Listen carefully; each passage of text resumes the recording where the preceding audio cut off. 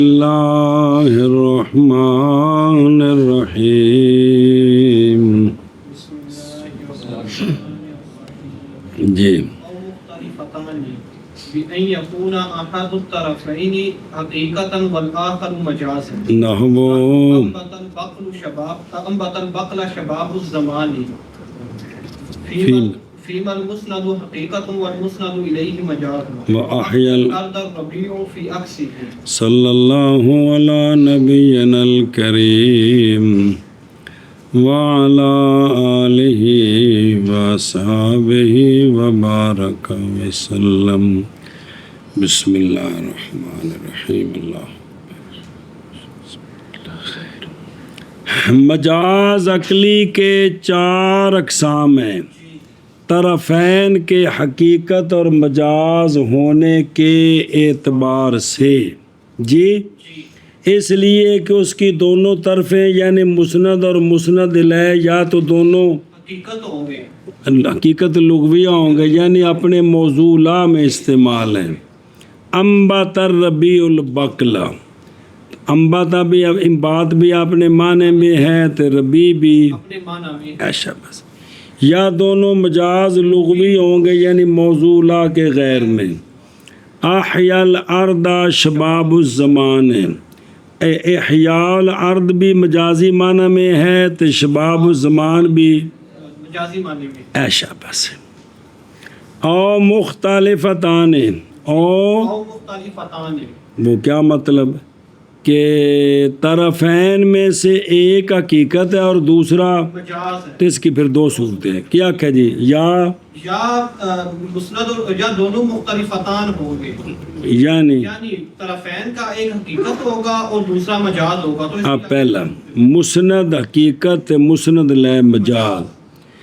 انبت البقل شباب الزمان، اگایا بقل کو شباب زمانے کے شباب نے. تو انبتا تو حقیقی معنی میں اگنا اور زمانے کا شباب یہ مجاز ہے. تو یہاں کیا ہے کہ مسند حقیقت ہے انبتا اور مسند لے کون شباب الزمان یہ مجاز ہے. اور احیا الارض الربیع، اس میں الربیع جو ہے مسند لے حقیقت ہے اور احیا جو مسند ہے وہ مجاز ہے. وہ ہاں جی کیا کیا جی پہلی صورت کہ جس میں مسند حقیقت ہے اور مسند الیہ مجاز ہے، جیسے انبت البقل شباب الزمانی، اس میں انبتا یہ مسند ہے اور یہ حقیقت ہے یعنی اپنے معنی میں استعمال ہے. انبات اگنا جی، اور شباب الزمان یہ مجاز ہے کیونکہ شباب حقیقت میں تو صفت ہے زیرو کی حیوان کی. جی جی غیر معمودیہ لہو میں استعمال ہے. اور دوسری صورت کہ مسند مجاز ہے اور مسند الیہ حقیقت ہے، جیسے احیا الارض الربیع. سمجھ آ گئی. اور کن شباب الزمان جی کی شباب الزمان یعنی زیادت قوت الارض منمیہ حاصلہ فی الزمان فی عکسی، یعنی مسند مجاز اور وہ اور مسند لے اور وہ معنی کریے یا مختلفان ہوں گے بائیں طور کے ہوگا طرفین کا ایک حقیقت اور دوسرا مجاز. جیسے انبت البقل شباب الزمان، اس صورت میں کہ مسند کون حقیقت ہے اور مسند لے کون مجاز ہے. اور جیسے احیا الارض الربیع،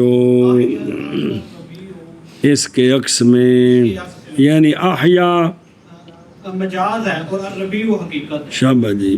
یا دونوں مختلفتان ہوں گی، کئی طور کے طرفین کا ایک حقیقت ہوگا اور دوسرا مجاز. جیسے انبت البقل شباب الزمانی، اس صورت میں کہ مسند حقیقت ہو اور مسند الیہ مجاز. یہ مومن بولے تو یہ سارے مجاز عقلی ہیں، جاہل بولے تو یہ سارے حقیقت عقلی ہیں. جی اور جیسے احیا الارض الربیع اس کے عکس میں ووجہ الانحصار فی الاربعۃ علامہ ذهب الیہ المصنف ظاہر لأنه اشترط في المسند ان يكون فعلا او ما في معناه فيكون مفردا وكل مفرد مفرد کی وكل مفرد مستعمل اما مستعمل یار خبری ہے مستعمل اما حقیقتا او مجازا اے مطلب تون دیو مجازن. اچھا جی دھیان کریں وجہ الانحصار یہ مجاز عقلی کی 4 قسمیں بنائی ہیں. کتنی؟ اصل یہ سکاکی پر پھر اعتراض کرنا ہے.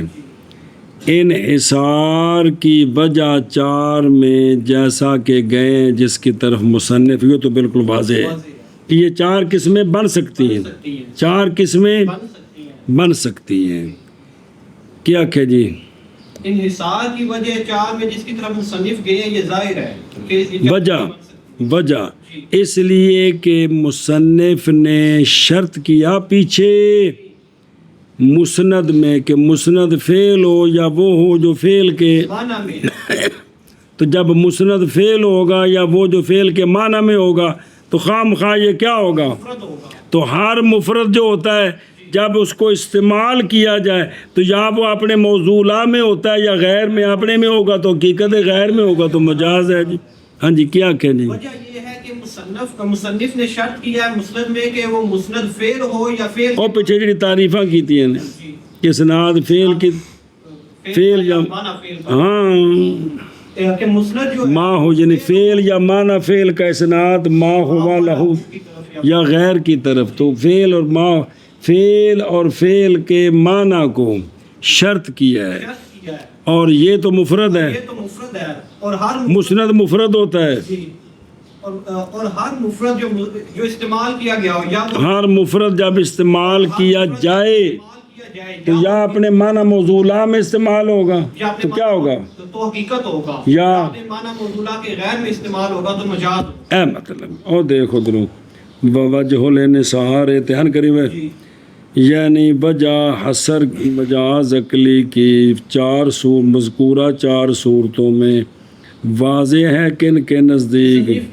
اس لیے کہ بنایا ہے مصنف نے مجاز عقلی کو اسناد کے فعل میں یا فعل معنی فعل کی کدھر اسناد فاعل کی طرف یا اس کے ان سے کہ جو مبتدا نہیں ہوتا وہ جیسے کہ گزر گیا ہے اور اس وقت پس نہ ہوگا وہ مجاز عقلی مگر ان میں جو کلمتین کے درمیان اور کلمتین تو نہیں خالی ہوتے 4 اقوالوں سے کیڑے دونوں حقیقت ہوں گے یا دونوں مجاز ہوں گے یا پہلا حقیقت دوسرا مجاز دوسرا حقیقت اور پہلا مجاز. لہذا ہن سنی زید نہارہ صائم کی مثل مصنف کے نزدیک مجاز ہے کیونکہ وہ اسناد ہے صائم کا اپنے ضمیر کی طرف جو لوٹتی ہے کدھر نہار کی طرف تو لہٰذا یہ معنی فعل کا اسناد ہوا فاعل کی طرف ہوا ضمیر کی طرف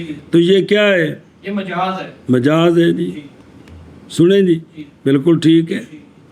اور سکاکی کے مذہب پر وہ کہ بنایا اس نے اسناد جملہ نہار و صائم اور زید ان کے درمیان جو اسناد ہے جی یہ تو اب مشکل ہے کیونکہ پورا نہار و صائم جو ہے یہ جملے کی 2 طرفوں کا ایک تو ہے لیکن اس کا نام مجاز لغوی نہیں رکھ سکتے جی اس لیے کہ مجاز لغوی نہیں ہوتا مگر کریمہ میں جیسا کہ کہا ہے سکاکی نے اور مجموعہ نہار و صائم یہ کلمہ نہیں ہے تو لہٰذا ہوگا حسر اقسام اربع میں سکاکی کے مذہب پر مشکل مصنف کے مذہب پر واضح ہو. سمجھ گئے ہیں تو یہ پھر فرق بیان کیا چونکہ جس سے ماخوذ ہے ان کی تو باتیں کرنی ہیں اور وجہ انحصار کی 4 میں جس کی مطابق اس کے کہ گئے ہیں اس کی طرف مصنف تو یہ وجہ انحصار کیا ہے ظاہر ہے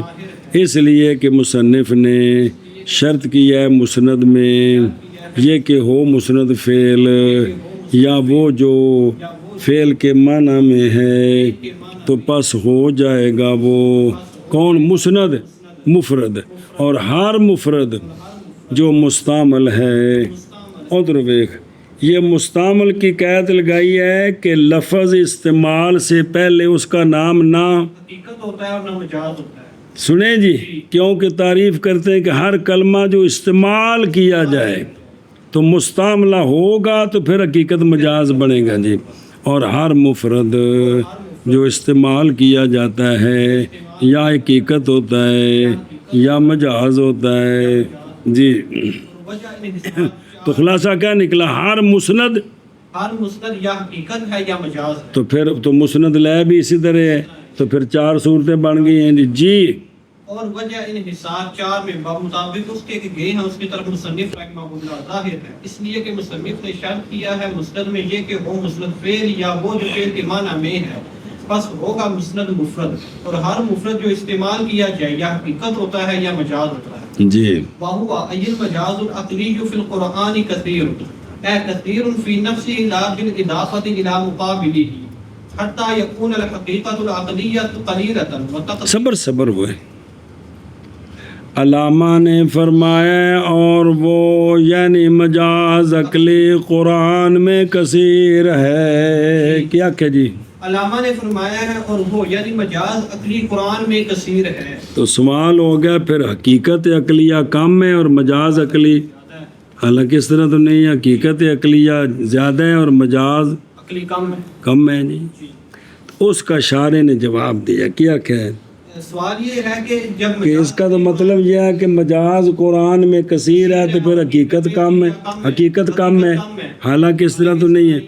اس کا جواب دیا ہے کہ یہ کثیر ہے فی نفس ہی یعنی بہت ساری جگہوں میں پایا جاتا ہے بہت ساری جگہوں میں پایا جاتا ہے نہ کہ اپنے مقابل کی نسبت سے کہ بے حقیقت عقلیہ کم ہے اور یہ زیادہ ہے اس اعتبار سے نہیں ہے.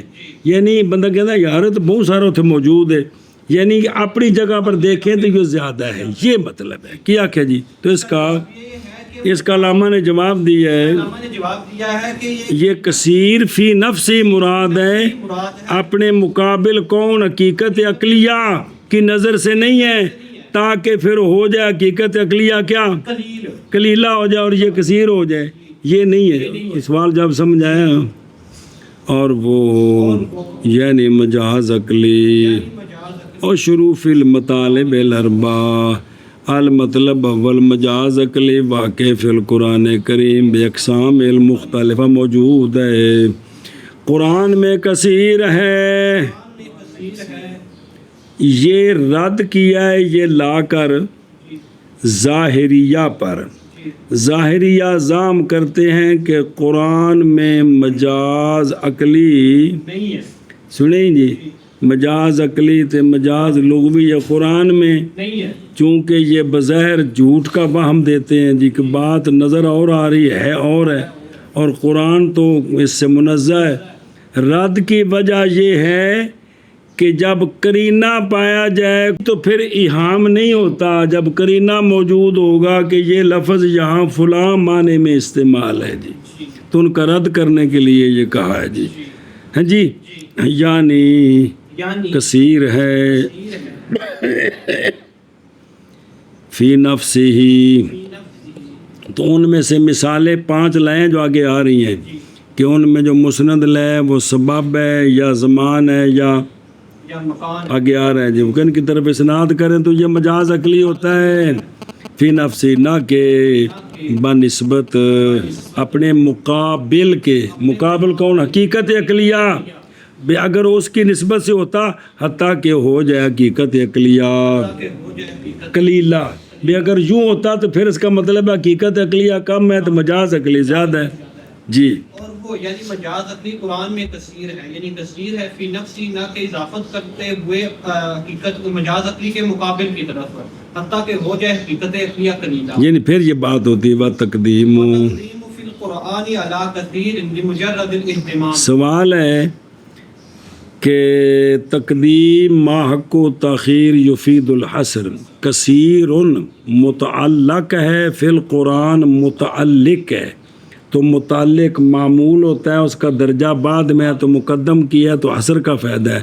معنی یہ ہوا کہ مجاز عقلی صرف قرآن میں کثیر ہے، نہ حدیث میں کثیر ہے تو نہ باقی لغت عرب میں کثیر ہے، بلکہ اس میں تو قلیل سا ہے جی۔ سنیں تو حالانکہ اس طرح نہیں ہے، حدیث میں بھی بہت جگہ مجاز عقلی موجود ہے، کلام عرب میں بہت جگہ موجود ہے۔ کیا کیا جی؟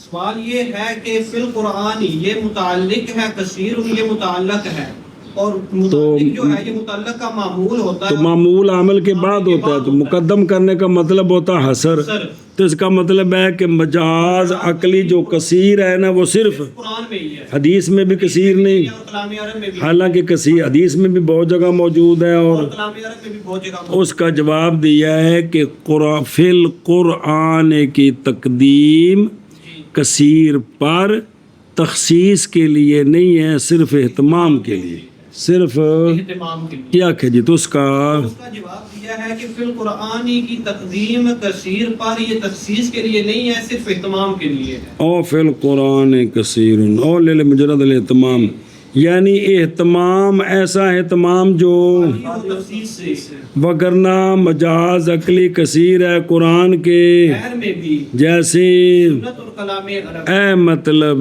من کر اور تقدیم فی القرآن تقدیم فی القرآن کثیر پر، کثیر پر، یعنی فی القرآن کی تقدیم کثیر پر صرف صرف اہتمام کے لیے، صرف اہتمام، نہ کہ نہ کہ تخصیص کے شابہ لیے۔ تقدیم فی القرآن کی کثیر پر صرف اہتمام کے لیے ہے۔ اگے جی اعوذ باللہ من الشیطان الرجیم، بسم اللہ الرحمن الرحیم۔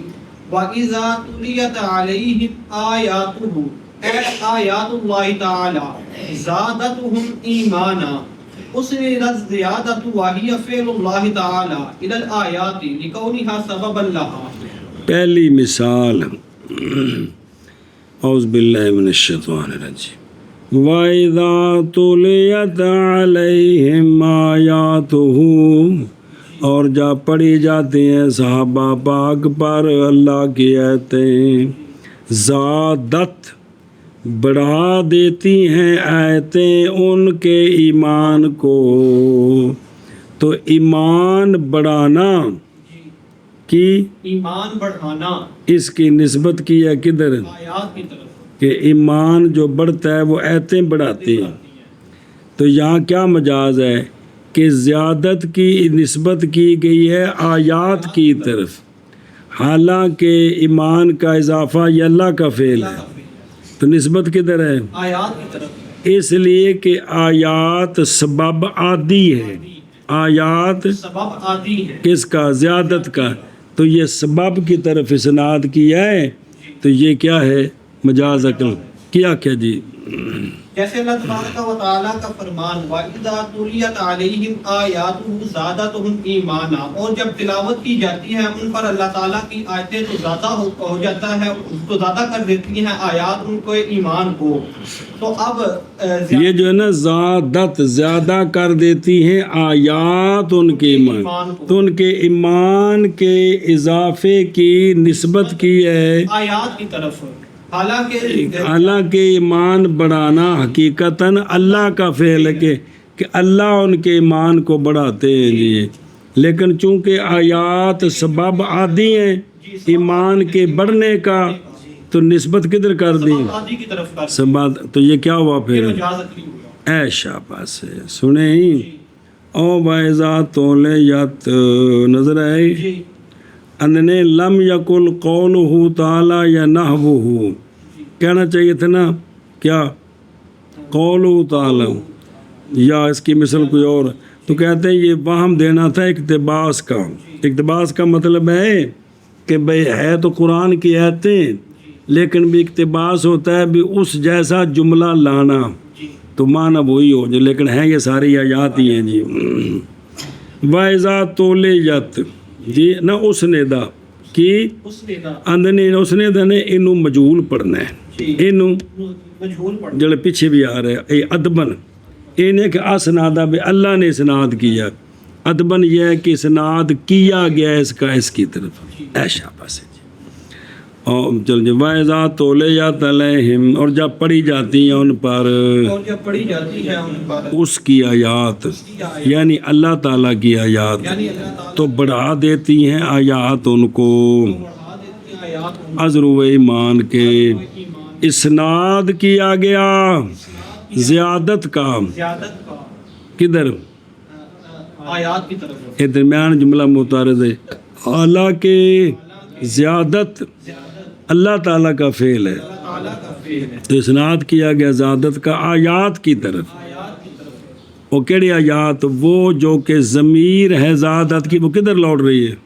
آیات کی طرف بھئی زیادت کے اندر ہے یا ضمیر کا مرجع کون ہے آیات یہ مطلب ہے بھی اسناد کیا گیا آیات کی طرف کیونکہ ضمیر عبارت ہوتی ہے مرجع سے کیوں بوجہ ہونے آیات کے سبب عادی زیادتی کا ایمان کے بڑھنے کا جی اور جب پڑھی جاتی ہیں ان پر اس کی آیات یعنی اللہ تعالیٰ کی آیات تو بڑھا دیتی ہیں آیات ان کو عزو ایمان کے اسناد کیا گیا ہے زیادتی کا آیات کی طرف حالانکہ زیادتی اللہ تعالیٰ کا فعل ہے بوجہ ہونے آیات کے سبب عادی زیادتی کے لیے یذبح ابناءہم نصبت تذبیح الذی هو فعل الجیش الى فرعون لانه سبب عامر چلو جی سبب عامر سبب جو حکم دینے والا ہے عامر کا سبب نہیں پلا نہیں اللہ تھی بھی اچھا جی اللہ تبارک و تعالی نے فرمایا کہ فرعون یذبح ابناءہم ذبح کرتا تھا فرعون بنی اسرائیل کے بیٹے جی تو ذبح کرنے کا کی نسبت کدھر ہے فرعون کی طرف تو نسبت کی گئی ہے تذبیح کی جو کہ حقیقت میں فرعون کے لشکر کا فعل تھا اور سپاہی جڑے مقرر سن وہ ذبح کرتے سن لیکن چونکہ فرعون سبب عامر ہے سبب عامر ہے تو یہ سبب کی طرف نسبت کی ہے تو یہ مجاز عقلے کیا کہ جی اور اللہ تبارک و تعالیٰ کا فرمان یذبح ابناءہم کے ذبح کرتا تھا فرعون ان کے بیٹوں کو نسبت کی ہے تذبیح کی جو لشکر کا فعل تھا اس کی نسبت کی ہے فرعون کی طرف اس وجہ سے کہ فرعون سبب عامر ہے سبب عامر ہے حاضہ بیان لکون ہی سبباً خلاصہ یہ ہے کہ مسند الیہ جو ہے نا یہاں فرعون وہ سبب عامر ہے اور وہ جو اس سے پہلے تھا نا وہ سبب تھا جی وہ آیات لیکن وہ سبب عامر نہیں تھا صرف وہ ذاتی کا سبب ہے سبب عامر نہیں ہے لیکن یہ بھی سبب ہے آیات اور فرعون جی یہ سبب یہ دونوں کو جو فاعل بنایا یہ سبب ہے جی لیکن آیات سبب غیر عامر ہے اور فرعون سبب عامر ہے کیونکہ آیات نے ایمان بڑھانے کا حکم تو نہیں دیا نا جی اور فرعون نے تو حکم دیا تھا ان کو کیا کرو ان کو ختم کرو مطلب ہے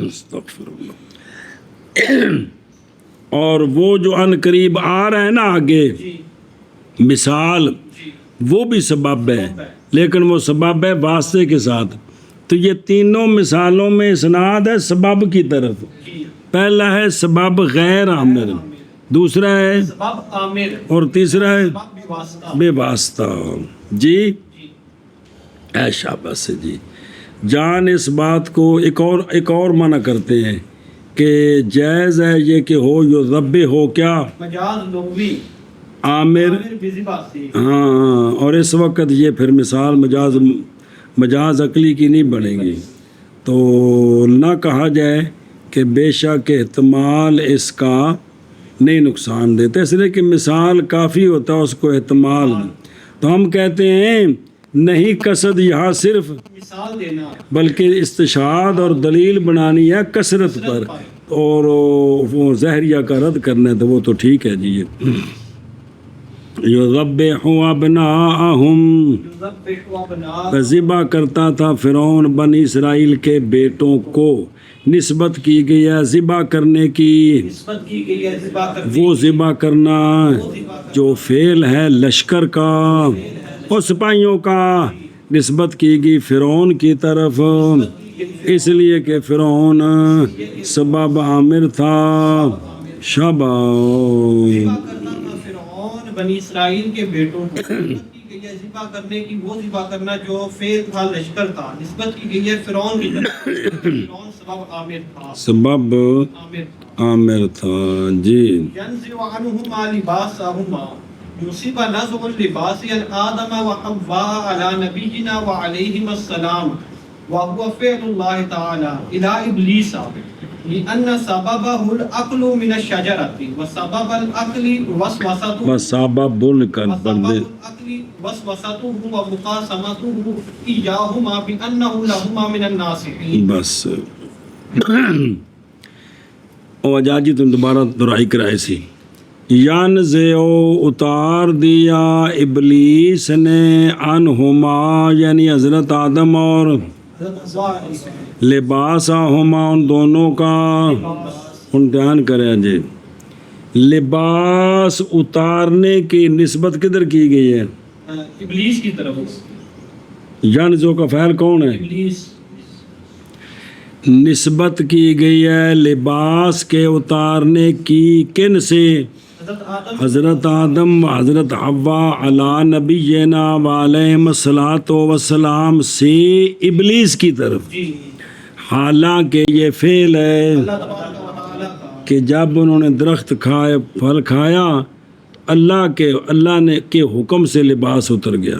سنیں جی، ہن سنیں جی، اس لیے کہ لباس کے اترنے کا سبب عقل، من الشجرہ، سنا جی بھئی لباس جو اترا ہے وہ اس لیے ہے کہ وہ جو چیز نہیں کھانی، جس پھل سے نہیں کھانا تھا وہ کھا لیا، وہ اور کھانے کا جو سبب ہے لباس اترنے کا سبب ہے عقل من الشجرہ، اور عقل کا سبب ہے شیطان کا، اور شیطان کا دونوں کے سامنے قسمیں اٹھانا کہ بِأَنَّهُ لَهُمَا وَقَاسَمَهُمَا، 8ویں سپارے جی، قسمہ چاہیے کہ میں تھوڑے تو دا خیر خواہ ہوں جی جی، تو اس وجہ سے سنیں جی، تو اب یعنی لباس اترنے کا سبب ہے عقل، اور عقل کا سبب ہے شیطان کا، اور قسمیں اٹھانا،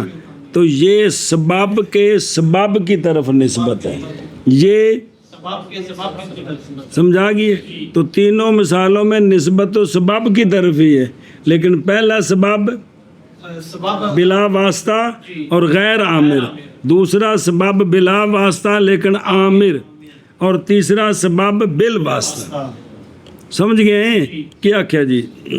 جیسے اللہ تبارک و تعالیٰ کا فرمان ینزع عنہما لباسہما، کہ اتارے ابلیس نے حضرت آدم اور حضرت حوا علیہم السلام سے ان کے لباس، تو اب لباس کے اتارنے کی نسبت حضرت آدم اور حضرت حوا علی نبینا وعلیہم السلام کی طرف سے نہ نسبت لباس اتارنے کی، یہ نسبت کی گئی ہے ابلیس کی طرف، حالانکہ یہ فعل حقیقت میں کس کا ہے؟ اللہ تبارک و تعالیٰ کا ہے، لیکن ابلیس کی طرف کیوں نسبت کی گئی؟ کہ اصل میں لباس اتارنے کا سبب ہے عقل من الشجرہ، اور عقل کا سبب شیطان کا وسوسہ اور شیطان کی قسمیں اٹھانا ہے جی، تو یہ اسناد ہوا سبب کے، یعنی جو بالواسطہ سبب ہے یہ اس کی طرف اسناد، تو یہ کون سا مجاز ہوا؟ پھر مجاز عقلی خلاصہ، ینزع عنہما لباسہما، نسبت کی گئی ہے لباس کے اتارنے کی حضرت حوا، حضرت آدم و حوا علی نبینا وعلیہم الصلاۃ والسلام سے ابلیس کی طرف، حالانکہ یہ اللہ تعالیٰ کا فعل ہے، تو کیوں اسناد کیا ابلیس کی طرف؟ اس لیے کہ لباس اتارنے کا سبب کھانا تھا شجر ممنوعہ سے کھانا تھا شجر ممنوعہ سے اور کھانے کا سبب شیطان کا وسوسہ اور شیطان کا قسمیں اٹھانا دونوں کے سامنے کہ شیطان ان دونوں کا خیر خواہوں میں سے ہے ناصحین میں سے ہے جی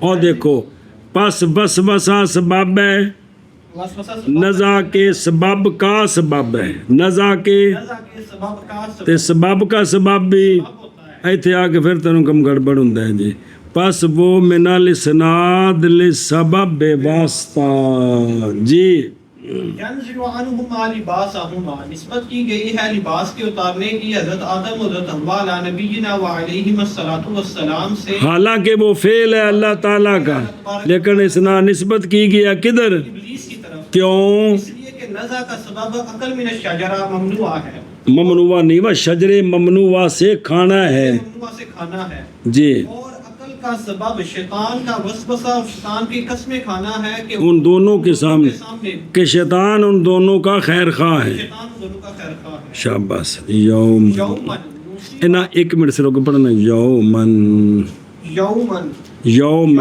یجعل الولدان شیبا بس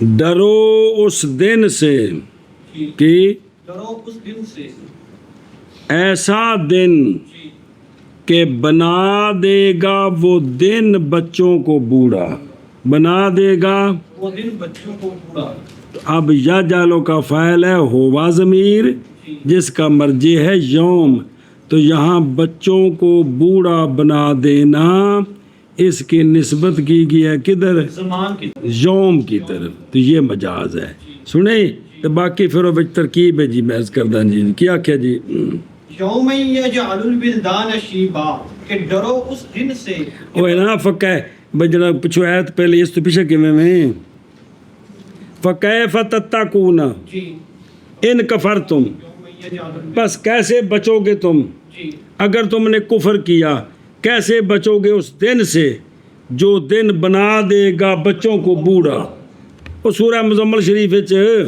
ہاں جی کہ ڈرو اس دن سے جو دن بنا دے گا بچوں کو بوڑھا تو یہاں یا جالو کا جو فاعل ہے ہوا ضمیر جس کا مرجع ہے یوم تو یوم کو فاعل بنایا کس چیز کا بچوں کو بوڑھا کرنے کا کہا تو آگے تفصیل آ رہی ہوں پر یومن یومن نو سے بعد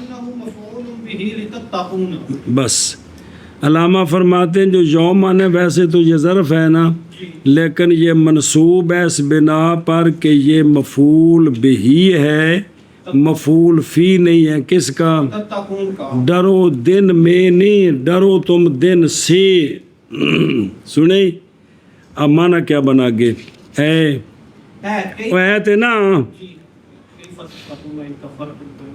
آشا بس ایک اے کیف تتقون یوم القیامت ام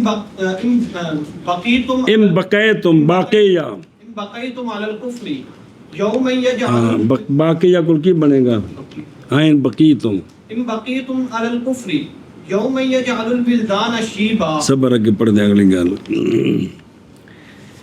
یومن یہ منصوب ہے مفعول بہی ہے کس کا تتقون کا تتقون کا جو اس سے پہلے ہے یعنی کیف تتقون یوم القیامت اگر باقی رہے تم کفر پر ان کفر تم ان اس کا اصل معنی کیا کہ اگر تم مرتے دم تک کفر پر باقی رہے تو کیسے بچو گے تم دن سے ایسا دن کہ بنا دے گا وہ دن کن کو بچوں کو بوڑھا تم اس دن سے کیسے بچ سکو گے وہ سمجھے ہی او دن بیک وہ او مفعول یومن اول آیت کیف تتقون ان کفرتم یوم یجعل الولدان شیبا پوری آیت سمجھ آئی ہم یہ مفعول بہی ہے اس لیے کہ خود دن سے بچنا ہے نہ کہ دن میں بچنا ہے اگر دن میں بچنا ہو تو پھر یہ یومن مفعول فی بنے گا لیکن دن سے بچنا یہ مفعول بہی بنے گا سنیں ہی تو حتیٰ کہ پھر مفعول فی ہوتا اگر اس میں بچنا ہوتا تو. یہ مفعول فی کس کا؟ تتقون کا. جان اس بات کو کہ اصل تتقون کا ہے کیا؟ توتقون. کیا؟ تو پھر وہ ادغام کی طرح تتقون بنا وقایتن سے. یہ ہے فرط سیانت جی، انتہائی بچنا. تو یہ متعدی دو مفعولوں کی طرف پہلا محذوف ہے، ثانی یومن ہے علی حذف المضاف، یعنی بھئی عذاب یوم، اس دن کے عذاب سے کیسے بچو گے تم، حذف کیا گیا لفظاً اس سے. اور معنی کیسے بچاؤ گے تم اپنے آپ کو اس دن کے عذاب سے جو دن بچوں کو. کر دے گا. اور کبھی استعمال کیا گیا اتقاء بمعنی حذر، تو پس ہوگا حذر کا معنی ہو تو پھر یہ متعدی لا مفعول واحد ہوتا ہے. تو احتمال ہے یہ کہ ہو یومن مفعول بہی، کس کا پھر معنی یہ بنے گا جی یوم القیامت کی ہے یوم القیامت. فی ذکر ہی نظر، دوبارہ ذکر کیا ہے نا، اس لیے کہ یہ تو پہنچاتا ہے تکرار کی طرف. للاستغناء عنہ بقول فی الآخرہ، تو آگیا ہے نا یومن، تو پس اولا اس کا حذف ہے یا ذکر اس کا وجہ تفسیر پر آیت کے آخر میں یوں کہتے کہ وہ ہوا یوم قیامت. اچھا جی. اور قول بہی طور کہ یوم القیامہ کیا ہے، مفعول ہے تتقون کا. اور اور یومن بدل ہے اس سے، یہ ظاہر کا خلاف ہے. اچھا جی خیر. الاخری بسم اللہ الرحمن الرحیم. ادمان کرنا پڑے گا. چلیے یومن، وہ تو آیت کٹھی کرنی ہے پھر بعد. نصب منصوب ہے اس بات پر کہ یہ مفعول بہی ہے تتقون کا، کیونکہ اس دن سے ڈرنا ہے، مراد اس دن کے عذاب سے، دن میں نہیں ڈرنا جی، کیونکہ تتقون کا یعنی. اب پچھلی آیت اس کا حاصل معنی کیا یعنی کیسے، وہ ہے نا فکیف تتقونا، تو یعنی کیف تتقون یوم القیامت. تاں تک بھی جڑے اشارے نے وچ کڈے بھی ٹھیک نہیں بھی وہ کچھ ذکر آ رہا ہے جی. کیسے بچو گے تم قیامت کے دن اگر باقی رہے تم کفر پر جی. کیسے بچو گے تم یومن اس دن سے کہ بنا دے گا بچوں کو بوڑھا. شاباش جی. یومن منصوب ہے اس پر کہ یومن مفعول بھی ہے. بسم اللہ. یعنی کیسے بچو گے تم قیامت کے دن اگر باقی رہے تم کفر پر. جی. کیسے بچو گے تم اس دن سے جو بنا دے گا بچوں کو بوڑھا. تفسیر کی ہے ان کفر تم کی ان بقی تم علی الکفر، تاکہ نہ محتاجی ہو کدھر، مفعول بھی کی طرف. اور اس لیے کہ خطاب کن کو ہو رہا ہے، کفار کو ہی ہو رہا ہے کہ جی ہوں اگے پڑھ بے تھے مجاز کی بے نصب الفعل الى الزمان وهو فعل اللہ تعالی حقیقتا. بس یہاں فعل کی نسبت ہے زمان کی طرف. کس کی طرف؟ زمان کی طرف. حالانکہ بچوں کو بوڑھا بنانا اللہ کا فعل ہے حقیقتاً، لیکن چونکہ اس دن میں یہ کام ہوگا اس لیے نسبت کس طرح کر دی، یوم کی طرف کر. ہاں جی کیا کہ جی کہ وہ زمانہ ہے جی. یہ نسبت کی گئی ہے فعل کی، فعل کیڑا فعل وہ جالو جال کی زمانے کی طرف. لے وقوع الجال فی ہے کہ یہ بچوں کو بوڑھا کر دینا اسی دن میں واقعہ ہوگا، حالانکہ حقیقت میں یہ اللہ تبارک و تعالیٰ کا. تو پھر یہ کیا ہوا، یہ مجاز ہوا، اسناد مجازی. چلیں جیسے یوم یجعل الولدان شیبا، یومن کالے رنگ دا تاں لکھا پیچھے رتے رنگ دا لکھا ہے نے بوتھے جوڑنا دوبارہ سمجھانے واسطے جوڑا ہے. نسبت کی گئی ہے فعل کی زمان کی طرف. کیوں کہ فعل زمانے میں واقع ہوتا ہے جی، حالانکہ وہ کون جال فعل ہے اللہ تعالیٰ کا حقیقتاً اللہ تعالیٰ بچوں کو بوڑھا کرے گا جی. یوم یجعل الولدان شیبا نسبت کی گئی ہے فعل زمان کی طرف، حالانکہ جعل فعل ہے اللہ تبارک و تعالیٰ کا حقیقتاً. شاباش جی. وہذا کنایۃ عن شدت. اب علامہ جو ہے نا یہ بھائی تفسیر کرتے ہیں کہ اس دن بچے بوڑھے کیسے ہوں گے، اس کا کیا مطلب ہے جی. وہذا کنایۃ عن شدتہ وکثرت الہموم والاحزان الأحزان فيه أن الشيب مما يتسارع عند تفاقم الشدائد والمحن. صبر. یہ جو ہے نا بچوں کا بوڑھا ہونا، جی بچوں کا بوڑھا ہونا یہ کنایا ہے قیامت کے دن کی شدت سے اور ہموم جمع ہم غم اور حزنوں کی کثرت سے اس دن میں. دن میں. کیا کیا جی؟ اور یہ جو بچوں کا بوڑھا ہونا ذکر ہے، بچوں کا بوڑھا ہونا یہ اصل کنایا ہے، کنایا ہے اس دن کی شدت سے اور ہموم اور کیونکہ بظاہر ہے نا کہ اس دن سے کیسے بچو گے جس میں بچے بوڑھے ہو جائیں گے. تو بچے بوڑھے ہو جائیں تو کیا حرج ہے، اس میں کیا خرابی ہے؟ تو اس کا جواب دینا ہے کہ مطلب یہ نہیں ہے کہ بچے صرف بوڑھے ہو جائیں گے، بچے بوڑھے کیوں ہو جائیں گے یہ وجہ بیان کرنا. ہاں اور یہ بچوں کا بوڑھا ہونا یہ کنایا ہے اس دن کی شدت سے اور ہموم اور احزان کی کثرت سے اس دن میں. کیونکہ یہ قانون ہے کہ حقیقی بڑھاپا اس شے سے ہے کہ وہ جلدی آ جاتا ہے شدائد اور مشقتوں کے تراکم اور تکاثر کی وجہ سے.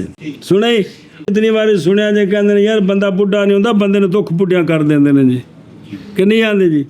ایو گل ہے جی جی بھی تکلیفاں تے دکھ جڑے نے نا جی بھی مثلا کوئی جوان بچہ کس دا فوت ہوگا تو سا کہ میں تو بڈھا کر گیا جی، میں تو مار گیا جی. تو یہ ہے کہ جو تکلیفیں ہوتی ہیں وہ کیا کر دیتی ہیں؟ بوڑھا کر دیتی ہیں. یہ مطلب ہے کیا کیا جی؟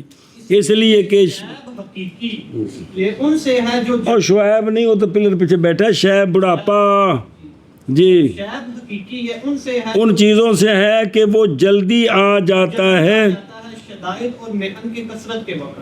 سنیں جی تفاقم یہ تراکم و تکاثر کے وقت یہ کیا ہوتا ہے جلدی آ اور یہ کنایا ہے یوم کی شدت سے اور ہموم اور احزان کی کثرت سے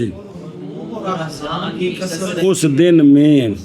اس لیے کہ شیب حقیقی ان چیزوں سے ہے کہ جلدی کرتا ہے، یعنی آ جاتا ہے جلدی شدائد اور محن کے تفاقم کے وقت، یعنی تراکم تے تکاثر بھی پے در پے تکلیفاں ہون تے بندہ بڈھا ہو جاندہ. جی اس دن کی شدت سے اور کثرت ہموم اور احزان سے اس دن میں، اس لیے کہ شیب حقیقی ان سے ہے جو جلدی آ جاتا ہے شدائد اور محن کے تفاقم کے وقت. او ان طوله لأن الأطفال يبلغون فيه اوان الشيخوخة. بس بچتف پا کے او انتے یا یہ ولدان کا بوڑھا ہونا کنایا ہے دن کے لمبے ہونے سے، دن کے کہ وہ دن بہت لمبا ہے، وہ دن بہت لمبا ہے. تو جب دن لمبا ہو جائے تو جدوں دا جمے ادوں دا سورج چڑھیا ہوندا لتھا نہ ہوندا تاں بھی تے ایڈا ہو ہی جانا سی کہ کوئی نہیں سی. تاخنا سی بھی یہ جڑے ایکو دن وچ جم کے تو جوان بھی ہو گیا جی. یہ مطلب ہے کہ وہ دن لمبا ہے، اس لیے کہ جو بچے ہوں گے نا وہ اس دن میں پہنچ جائیں گے بڑھاپے کو. کس کو؟ یہ مانا کیا کہ جی یا بچوں کا بوڑھا ہونا یہ کنایا ہے اس دن کے لمبا ہونے سے، اس لیے کہ بچے پہنچ جائیں گے اس دن میں بڑھاپے کے وقت کو. اون طول ہی نہیں مخفی یہ بات کہ صرف طول نہیں مستلزم کس کو من عدم اتقاف دنیا اور تاخیر ان کے لیے کس تک. اس لیے کہ طول کبھی کبھی تو سرور پر بھی مشتمل ہوتا ہے، لہذا ضروری ہے اعتبار کرنا کثرت تاکہ تعجب بھی بڑھ سکے. اوان ششوخت کیا ہوتا ہے؟ وہ کب شروع ہوتا ہے اور اس دن کی لمبائی کتنی؟ الف سانۃ مما تعدون. حدیث پاک میں 50,000 سال کا بھی ذکر ہے جی. اے شابہ سے چل یا او ہو جانا بچوں کا بوڑھا کنایا ہے دن کے لمبا ہونے سے، اس لیے کہ بچے پہنچ جائیں گے اس میں بڑھاپے کے وقت کو اوان جی اور بچوں کا بوڑھا ہونا یہ کنایا ہے یا نہیں یا کنایا ہے اس دن کے لمبا ہونے سے، اس لیے کہ بچے پہنچ جائیں گے اس دن میں بڑھاپے کے وقت کو۔ وَأَخْرَجَتِ الْأَرْضُ وَأَخْرَجَتِ الْأَرْضُ أَثْقَالَهَا اے مَا فِي فِيهَا مِنَ الدَّفَائِنِ وَالْخَزَائِنِ نُصِبَ الْإِخْرَاجُ إِلَى مَكَانِهِ وَهُوَ فِعْلُ اللَّهِ تَعَالَى حَقِيقَةً۔ اِذَا زُلْزِلَتِ الْأَرْضُ زِلْزَالَهَا وَأَخْرَجَتِ الْأَرْضُ اور نکال دے گی زمین اپنے بوجھوں کو۔ بوجھوں سے مراد کیا ہے؟ پہلے تفسیر کی ہے، یعنی وہ چیزیں جو زمین میں ہیں، ماں کا بیان یعنی دفائن، موتات، خزانے، دفائن، خزائن سارے زمین کیا کر دے گی؟ نکال دے گی۔ اب نکالنے کی نسبت کی گئی ہے جگہ کی طرف کہ جس میں وہ ہیں وہ نکال دے گی، حالانکہ زمین سے ان چیزوں کو نکالنا حقیقتاً کس کا فعل ہے؟ اللہ نکالیں گے جی۔ تو نسبت کی گئی کدھر؟ مکان کی طرف۔ تو یہ کیا ہوا؟ یہ مجاز اکری۔ شابہ جی کیا کیا جی؟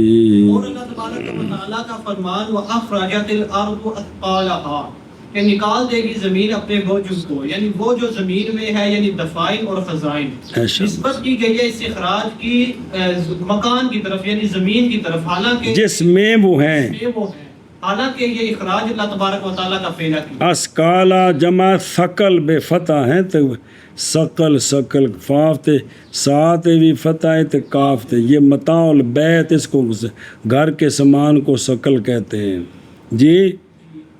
تے الا مکان ہی یعنی نسبت کی گئی ہے مکان کی طرف کہ واقعہ ہے اس مکان سے، اخراج پس وہ نسبت ہے کدھر؟ مفعول بہ کی طرف، بواسطہ من، نہ کہ نسبت ہے ظرف کی طرف۔ کیونکہ معنی یہ ہے کہ نکالے جائیں گے زمین سے، نہ کہ زمین میں، زمین میں ہو تو پھر یہ مفعول فی بنتا ہے، زمین سے ہو تو پھر یہ من کے واسطے سے مفعول بے ہی ہوتا، فی کے واسطے سے مفعول فی ہوتا ہے یار، یہ کیا بنے گا؟ تو یہ جو نسبت ہے نا یہ فی الواقعہ مفعول بے ہی ہے، تو اس کو کیا بنا دیا؟ فاعل بنا دیا۔ سنیں تو یہ کیا ہوا؟ یہ مفعول مجاز عقلی ہوا، میرا کچھ لگ دیا۔ وَأَخْرَجَتِ الْأَرْضُ أَثْقَالَهَا یعنی وہ جو زمین میں ہیں دفائن سے، اور دفن ہوئے نے جڑے، اور خزائن سے نسبت کی گئی ہے نکالنے کی اس کے مکان کی طرف، یعنی اس میں جو چیز ہے نا اس کے ماں کے مکان کی طرف، حالانکہ وہ فعل ہے اللہ تعالیٰ کا حقیقتاً۔ وَأَخْرَجَتِ الْأَرْضُ أَثْقَالَهَا یعنی وہ جو زمین میں ہے یعنی دفائن اور خزائن، نسبت کی گئی ہے اخراج کی ان کے مکان کی طرف، اور وہ فعل اس ماں کے مکان کی طرف، حالانکہ وہ فعل ہے اللہ تبارک و تعالیٰ کا حقیقتاً۔ او الی مکان واقع منہ الاخراج